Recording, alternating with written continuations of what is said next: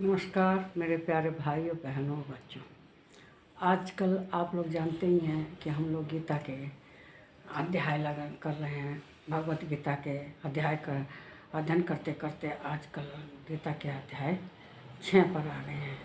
आज हम गीता के अध्याय 6 के श्लोक 4 का अध्ययन करेंगे, जिसमें कि श्री कृष्ण भगवान मनुष्य को बताते हैं कि जो योगी होता है वह अपने संकल्पों का त्याग कर देता है, मतलब उसके मन में कोई कामना नहीं होती। श्री कृष्ण भगवान अर्जुन को जो युद्ध हो रहा है कुरुक्षेत्र में, उसके मैदान में दोनों सेनाओं के मध्य में उपदेश दे रहे हैं। वे कह रहे हैं कि जो युद्ध करना है इसके लिए तुम तैयार हो जाओ। और उन्हें तरह तरह से समझाते हैं।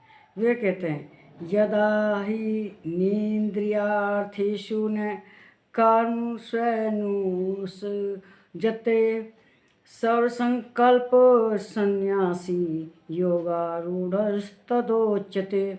कहते हैं जिस काल में न तो इंद्रियों के भोग में और न कर्मों में ही आसक्त होता है, जो योगी है वह उस काल में सर्व संकल्पों का त्यागी पुरुष योगारूढ़ कहा जाता है। मतलब वह सब संकल्प जो भी उसकी कामनाएं हैं मन में, उनका त्याग कर देता है और किसी तरह की उसके मन में कामना नहीं रहती। वैसे कहते हैं कि वह अपने रास्ते पर चलता रहता है, जो उसका सही रास्ता है उसी पर चलता है, वह उससे हटता नहीं है, भटकता नहीं है। जो कि इंद्रिया के भोगी मन जो इंद्रियां हैं भोग के में लगन को करता है मन कि भाई ये भौतिक वस्तु जुटा लो, ये खाओ, ये पियो, ऐसे रहो, तो इसमें उसका मन भटकता नहीं है। वह जो योगी है वह हमेशा आसक्त बना रहता है, उसकी किसी चीज़ में आसक्ति नहीं होती। वह तरह तरह के जो दुनिया में मनोरंजन के साधन हैं, चाहे जो उसके तरह तरह के व्यंजन खाने हैं, जैसे भोग विलास की चीज़ें, उसमें उसका मन नहीं लगता, वो उसे आसक्त नहीं कर पाती। और वह हमेशा संकल्पों को त्याग देता है, जो कामनाएं हैं उनको त्याग देता है।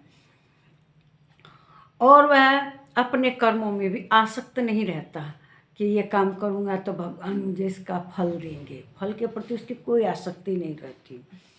बस वह जिस रास्ते पर चलता है, अपना जो भगवान का रास्ता है, भगवान के शरणागत है, वह उसी पर चलता रहता है। और अर्जुन को यही समझाते हैं कि जो योगी बनना है मनुष्य को, वह कोई दूसरा गलत रास्ता पर नहीं भटकना चाहिए, उसको हमेशा सही रास्ते पर ही चलना चाहिए। आखिर में अपने रास्ते पर चलते चलते वह अपने लक्ष्य को प्राप्त कर लेता है, मतलब भगवान को प्राप्त कर लेता है, भगवान के शरणागत हो जाता है। वह किसी तरह का लोभ लालच अपनी कामनाओं में नहीं रखता, वह सभी संकल्पों को त्याग देता है, सभी कामनाओं को त्याग देता है और दिन रात भगवान में ही रमण करता है, भगवान के चरणों में ही हमेशा लगा रहता है, सारी सेवा भगवान को समर्पित करता है। जो भी कर्म करता है भगवान को प्रसन्न करने के लिए करता है।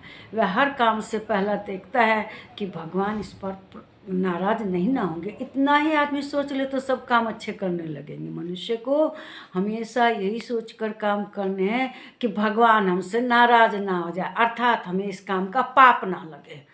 तो आप भी मेरे प्यारे भाइयों बहनों बच्चों इस बात का ध्यान रखें कि मैं इसको दुख दे रहा हूँ, इसको मार रहा हूँ, तो भगवान नाराज़ नहीं ना होंगे।